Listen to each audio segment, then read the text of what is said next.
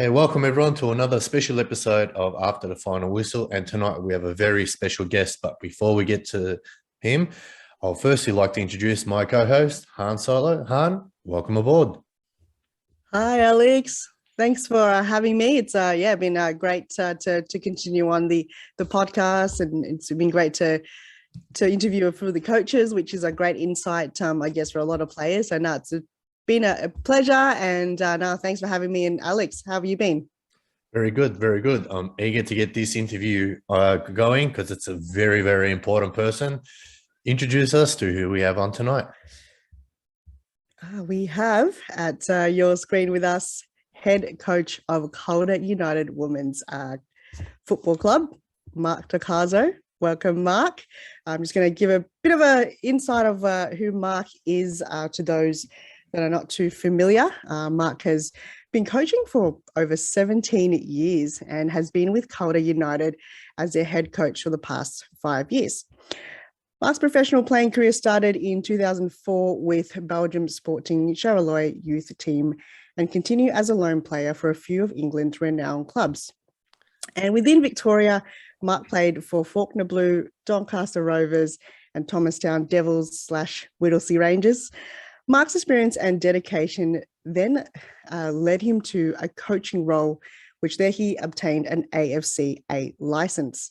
A few key coaching achievements include coaching for Bundoora United FC, where they were runners-up in the Premier League in 2012.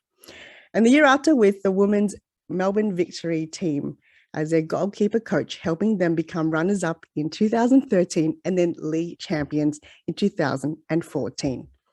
Now, an astonishing achievement for Mark was in his first year with Calder in 2016, where he received the award for Coach of the Year.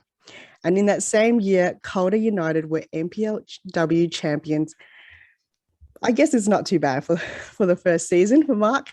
Now, that didn't stop there. Calder was a dynasty and continued their streak, winning FA Cups and numerous community shields.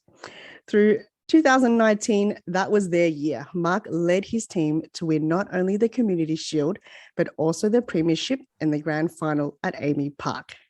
Now, let's dive in and get to know Mark a little bit better. Mark, once again, thank you for taking the time to join us on our podcast. It's a pleasure to have you. Thank you very much, guys. I actually was thinking about this for the last couple of days. I'm pretty excited because I've listened to a few of the things you've done in the last couple of weeks, and you guys are doing a great job. So I was really interested to get on this and have a chat to you guys. And I'm really impressed the way you said my surname, Han. Some people don't get it right, but you did a really good job. Well done. Thank you very much. Well, thank you so much, Mark, for joining us. We'll kick things off because we're really eager to get into this one. Firstly, tell us, how have you been since we've sort of been in a stop-start for the past 2 seasons? Can I speak my honest truth? No, I won't speak. No! It's been crazy, to be honest. It's been absolutely crazy, and we're all probably feeling it, just like you guys are probably feeling it as well. It's just weird and crazy. You try and find things to do to remain connected to your players, to remain connected to your club, and I guess just remain connected to football as a whole. It's been, like I said, really tough. But yeah, as I said, you just find things to do. If it's conversations with your players, if it's upskilling yourself as a coach, just little bits and pieces. But I've been lucky enough to do some of those things and do some courses, and the players are so important in this scenario because they keep you driving. Just keep you mentally focused to get started again, and hopefully that's literally in the next week or so. Now, as you mentioned, we had a pretty interrupted season. During the time when we were able to play, how did you try to manage the expectations of your players and yourself during that times when we did have a good number of games going? Yeah, I mean, we literally took it day by day, believe it or not, because we had the interruptions last year and then we had the interruptions this year again. We almost took every training session and every game as if it was our last, because we knew it could stop, obviously, at any point. And that was one thing that we sort of said to all our players was, each game, each training, let's make it as if it's our last one. And we basically just had that keeping us going throughout the season. The only bad thing for us is we actually picked up some really good form just before the season ended. We went on I think about a 4 or 5 game winning streak, and previous history shows that when we've been able to do that, we've usually been pretty successful for the remainder of the year. So I tend to have thought that watch out everyone if we were to come back, but we didn't get a chance to come back. So we literally just took it day by day, week by week, and always told the girls this could shut down at any point. So just keep going, keep pushing. And they did. They were fantastic. They were so good.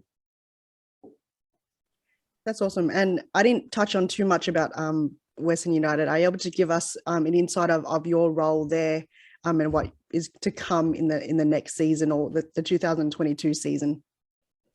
So we started a Western United Academy program. Amanda Stella is the head of women's, or general manager of women's at Western, and she's also a part of our club at Calder. And we got that program up and running, where a number of players were identified through the technical staff from Western, a lot from Calder, and some players from other clubs as well.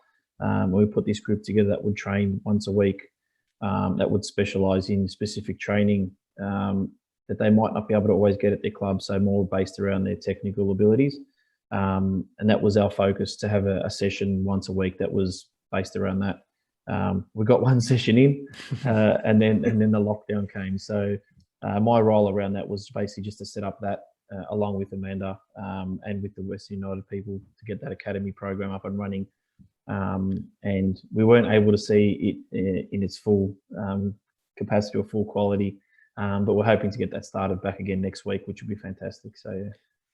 And how did that approach come about? Did Western United seek you out, or was it mutual, or how did that go? So, because it's, obviously they're going to be a new team. So how does that, for those at home wanting to know, how does that process go?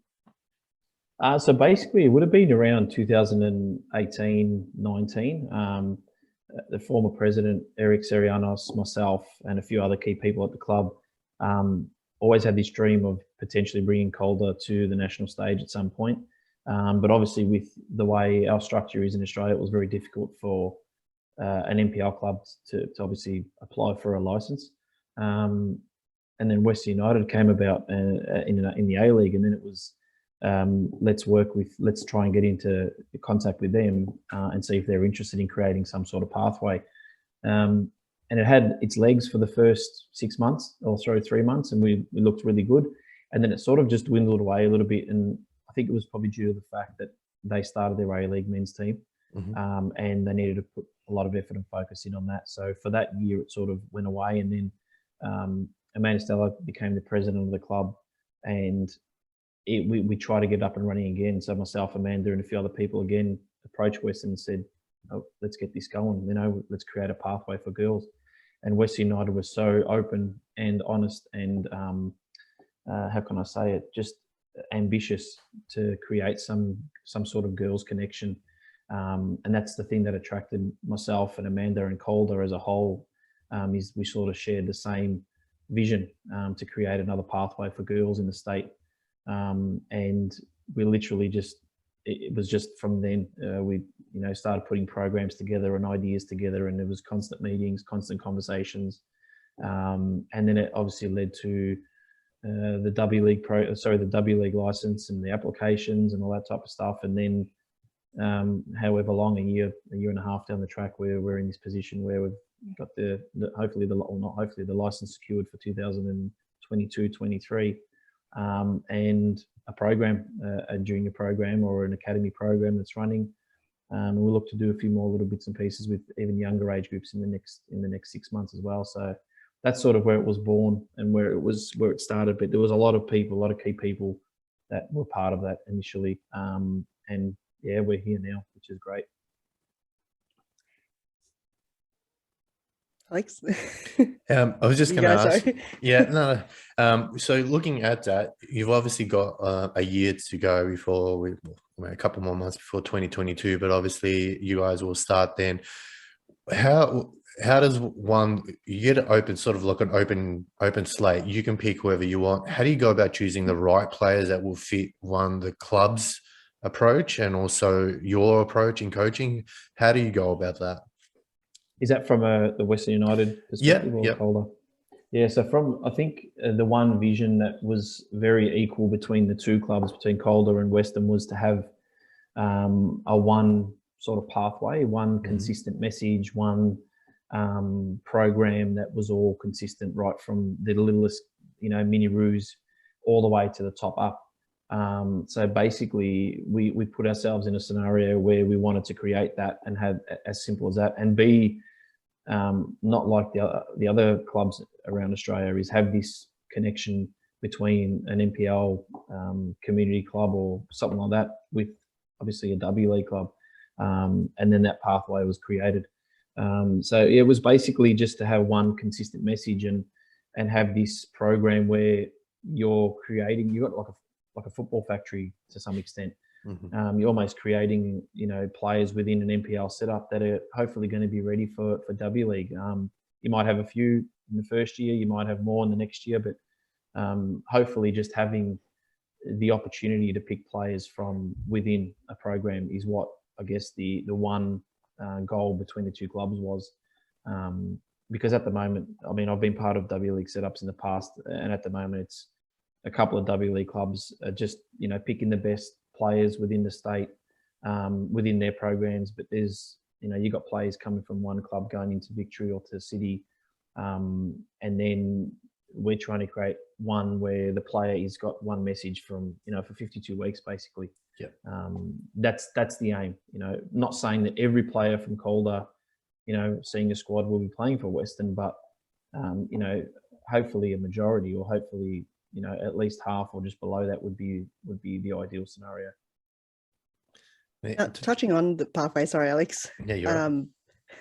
We had a few NPLW players play recently for Matildas against Brazil. How proud are you to see Angie Beard on the squad?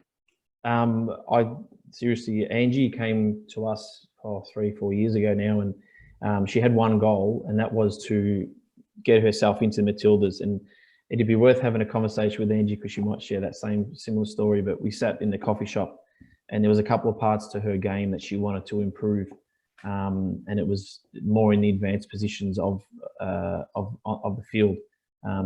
She pretty much had down pat the left back position. She knew how to do that well, but she wanted to secure how she attacked more. And we had a conversation. It was, I want to focus on this. And I said, done. Come down to this level. We'll work on that. And hopefully you get yourself in the Matildas, or you get yourself even better. And between Calder and Victory and Jeff and myself, she pushed herself.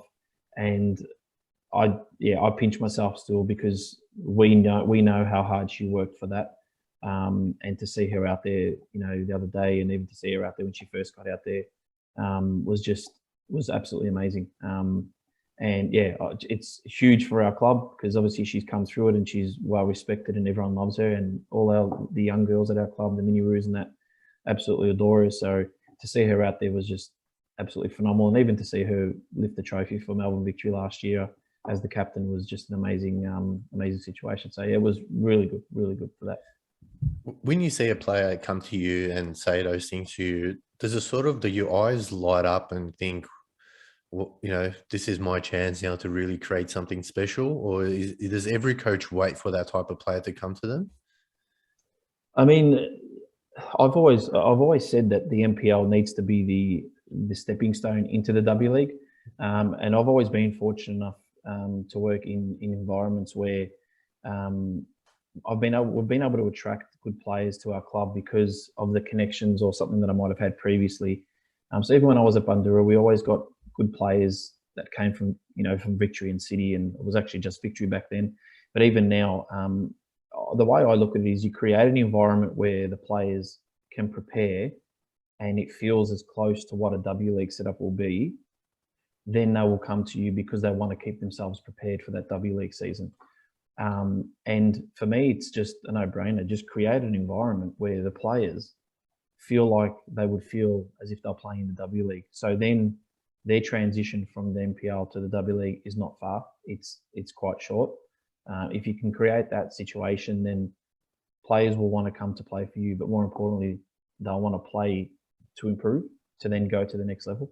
You know, an interesting story was Polly Dora, and Polly came to us as a 16-year-old, and literally actually came from a recommendation from Teo Pellizzeri. And she was a fantastic young kid, ambitious, and she wanted to just take a game to the next level. And you know, myself and the coaching staff at the time were like, let's push this girl, let's see where we can get her. And within 2-3 years, she was, you know, starting for Melbourne Victory every game, and you know, is on the radar for young Matildas and all that type of stuff. For us, that was amazing. That's as proud of a moment as it is for someone like Angie as well. But one other, you know, proud situation is also keeping players enjoying the game, and Aleks Sinclair is a perfect example as to someone who just continues love playing her football. And I'm sure in any other environment she would have still done the same thing. But if you keep them excited and stimulated and passionate and have a goal, they'll continue working hard for you. And the NPL might be their W League, or they might have an opportunity to play W League one time. But if you keep that set up professional, even people like Aleks Sinclair, who've played probably 4,000 games, you know, even people like Aleks Sinclair still want to push to be, you know, part of the next level. And I love that. So no matter if it's a young 16-year-old or if it's, I won't say her age, if it's Aleks Sinclair, they always want to push and be the best they can at this level, which is fantastic. A young Aleks Sinclair. She's 21. She's 21. Yeah. I say that to her. I keep reminding her that she's got to play still for another 10 years. So yeah. So keeping on the call, the United front, we just had a look recently. You signed 7 young girls from the under-19s to move into the senior squad. That's just a phenomenal effort, because usually you get maybe 1 or 2, but to get 7 from the under-19s, there's something must be in the water there at Calder United for that to happen. How does one go about that, to get 7 players from the under-19s into the senior squad? It's something that when this club first started in 2016, I was the first appointed person there. And the one thing that I said to the club was, you can do this a couple of ways. You can always, every year, you know, try and bring in the best players you can and be successful and blah, blah, and all that type of stuff. And you'll always be competing with being successful, because other teams will always try and get those good players as well. I said, or you can produce your own and still bring in good players at some point. So the goal was always to have this retention right through our age groups, from 13s up to our seniors, right from year 1, and to provide the best possible opportunities for any girl, especially in the western suburbs of Melbourne, but even broader.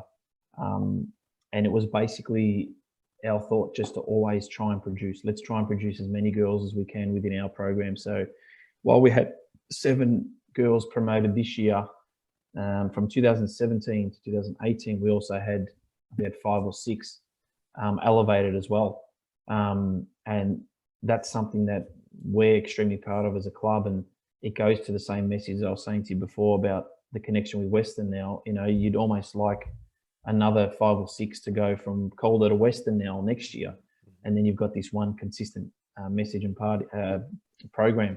Yes, it's going to be challenging, and it always is challenging.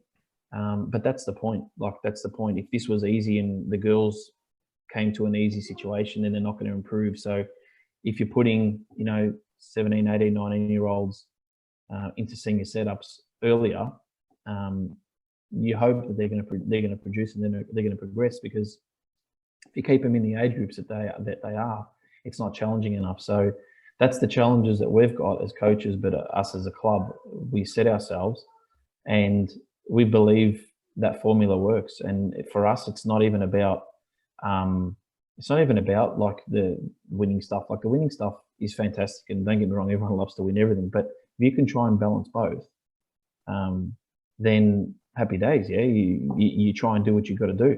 But we're extremely proud of that situation. Like, I think out of that 7, 2 of the girls, 3 of the girls were part of our under-13 team in year 1. So they've come right through the club as 11, 12-year-olds, and now they're playing senior football. So I don't know if many clubs can say that they've done that, but the next goal is to have those girls in the next 2 years, getting a debut in the W League, because then you can say there's a real consistent pathway and a program. So yeah, that's how we sort of go about it there.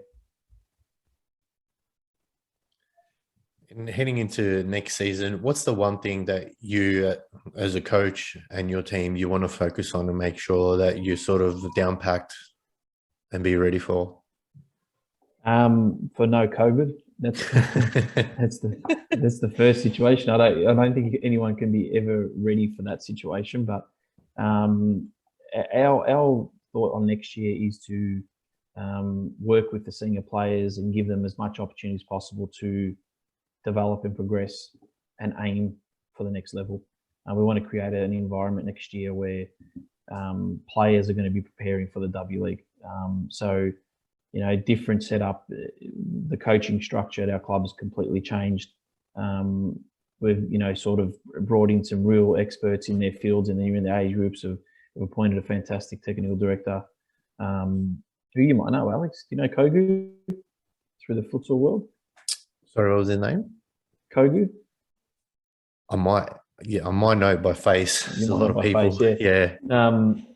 We've brought in some of these people that are obviously going to bring the club to another level, and that's the way we look at it. If we can create a place where girls are preparing and feeling as professional as they possibly can, even the youngest girl, the 11, 12-year-old, or even the 8 or 9-year-old that's a mini roo, if we can create an environment where it is as professional as possible, then hopefully that is a natural transition to one day when they become a W League player, Matilda, or go overseas to play.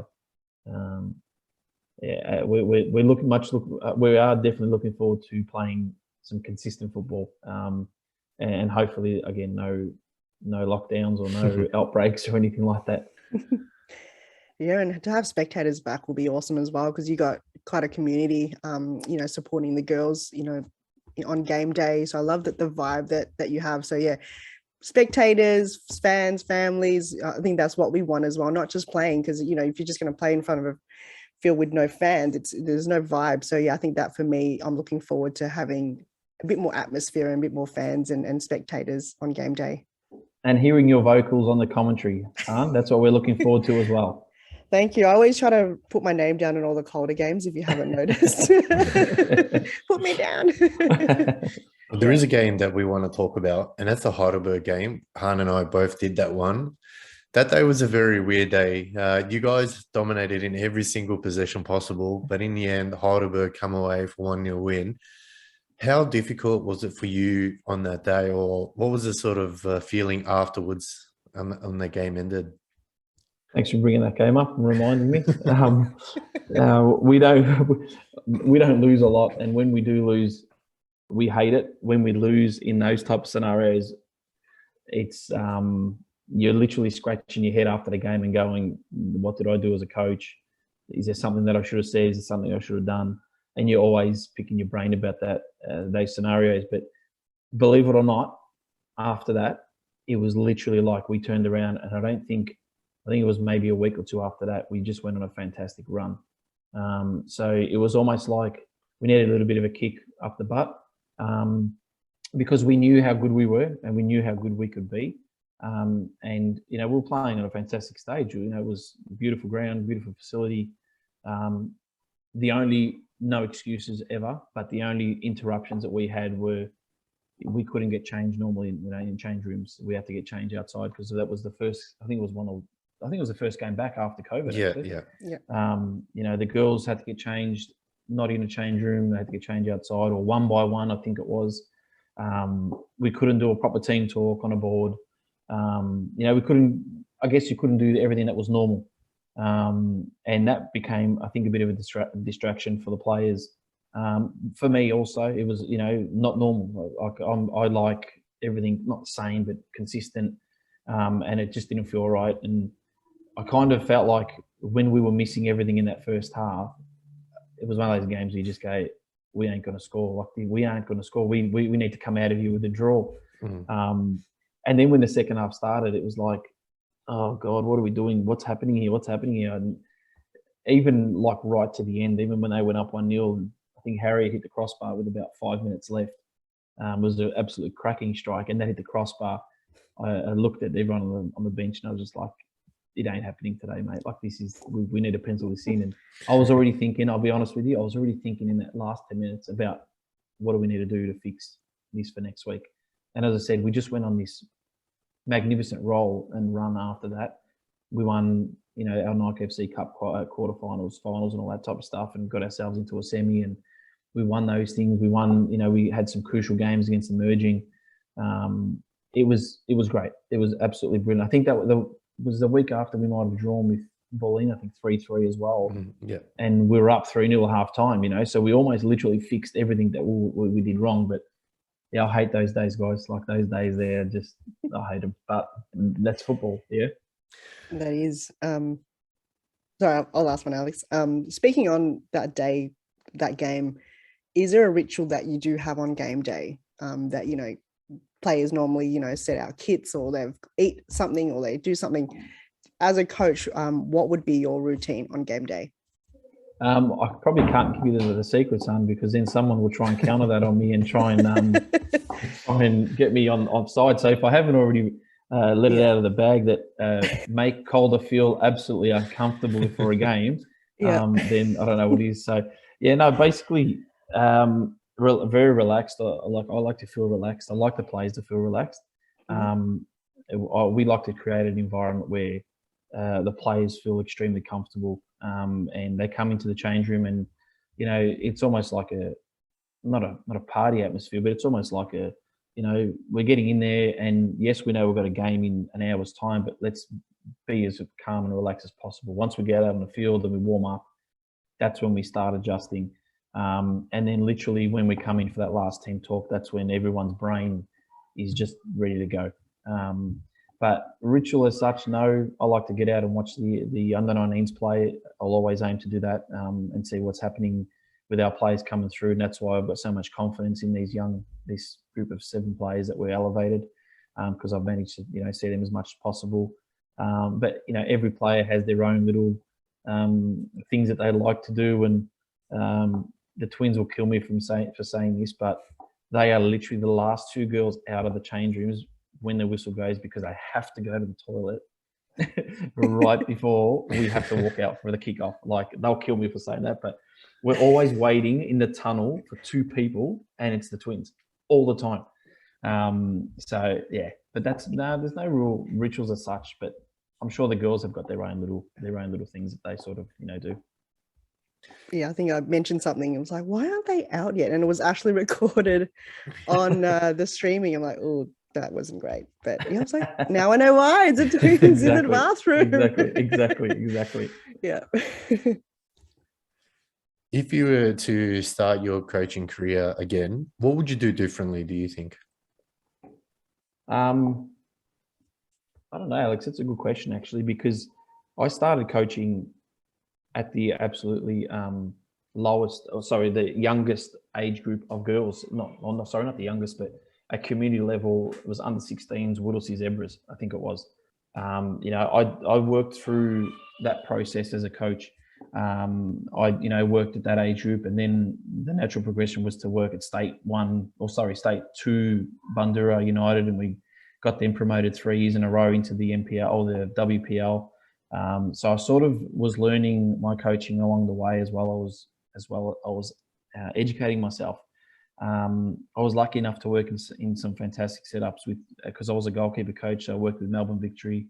I had the opportunity to work with some fantastic coaches and players that helped me, sort of look at things and go, all right, that's not what I'll do as a coach, or that's what I will do as a coach. So I was able to work with some great people to use them for their knowledge, for the good and the bad. That general progression, I think, helped me, but also the input with, working at NTC as the goalkeeper coach for many years in that professional setup, working with Victory, having the opportunity to go to young Matildas camps with the goalkeeper, with Bree Davey, who was the goalkeeper at the time. Having all those little opportunities helped me. I honestly wouldn't change anything I've done as a coach, Alex, and I don't know if there's anything that I would bring in to make different, because I actually feel like the progression for me as a coach has just happened the right way in regards to starting as an under-16 girls coach, at Whittlesea Zebras, to coaching now and hopefully leading, a fantastic W League setup or A League women's setup. That's the ultimate goal. And in the end, coaching is a passion, and you want to be as professional as you can about it. But I love it, like absolutely love it. That's why that question you asked me about how did I feel after the Heidelberg game, mate. I'll tell you how I really felt. Like this computer would probably have a little smash through it. In addition to that, Mark, sorry, Alex, keep interrupting you. Do apologize. No, you're right. No. What has been your successful moment as a coach? The most successful moment would be that obviously that 2019 season was absolutely brilliant. Successful, I wouldn't say successful. I would say probably significant. Aleks Sinclair, our captain that year, along with Emma Rober, she was one of our leaders. Alex was. She had a massive week that week. She lost her father a couple of nights before the grand final, and significant is the word for me, because I think the way the players got around her and the way she seriously got up for that scenario was absolutely amazing.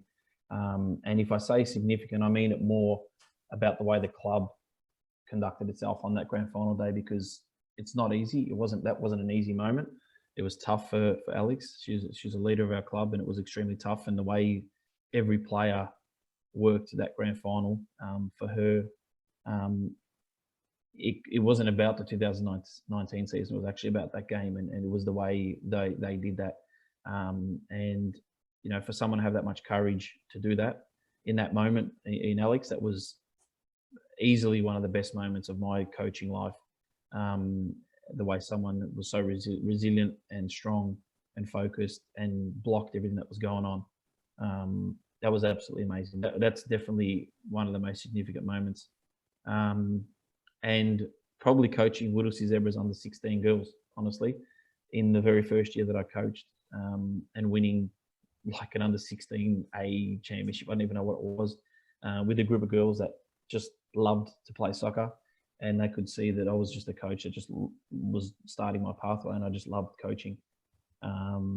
They're probably two key significant moments. And obviously there's so many little things along the way, players playing for national teams, players moving overseas, so many significant moments, but those two probably the key ones. And I'm sure hopefully there'll be a few more, and hopefully this one with a number of good young players coming through over the last couple of years at our club, that's hopefully going to be another one. And obviously maybe a W League round one in the next 10 months, and giving some people a debut would be amazing as well. Fingers crossed. One last question before we wrap up. What would your players say your most annoying habit is?